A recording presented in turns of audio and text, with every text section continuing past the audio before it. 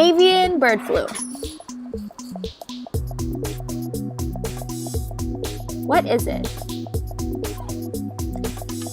The avian flu or bird flu is caused by an infection associated with influenza type A viruses. This virus naturally occurs among wild aquatic birds and can sometimes infect domestic poultry.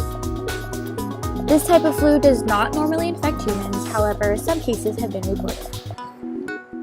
The first outbreak of the avian flu affecting humans was reported in 1997 in Hong Kong.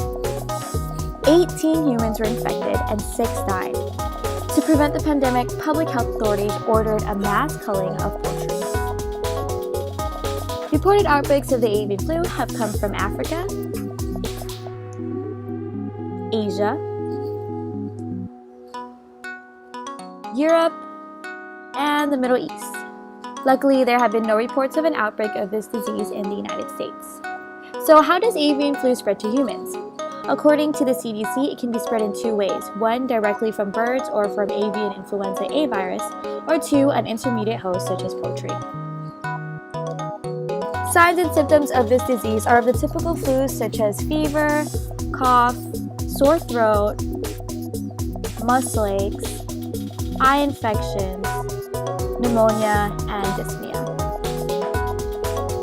Some preventative measures to protect yourself against the avian flu include washing your hands, cleaning cutting boards, using a food thermometer, cooking eggs properly.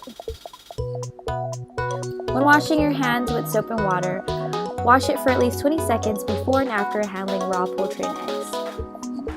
Upon cleaning cutting boards and other utensils, clean it with soap and hot water to keep raw poultry from contaminating other foods. When using a food thermometer, make sure you cook poultry to a temperature of at least 160 degrees Fahrenheit. And when cooking eggs, cook it until they're white and the yolks are firm.